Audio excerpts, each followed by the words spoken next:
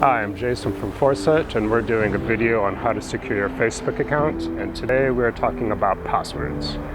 We all know they need to be long and complicated, and by that we mean at least 15 characters, and complicated means lowercase, uppercase, numbers, and special characters.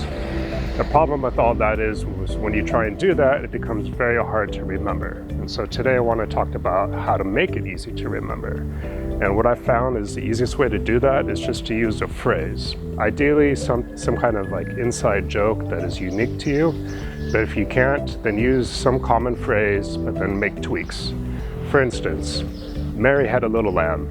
Easy to remember, but everybody knows it. So a modification you can make is maybe something like, Larry lost a little leopard.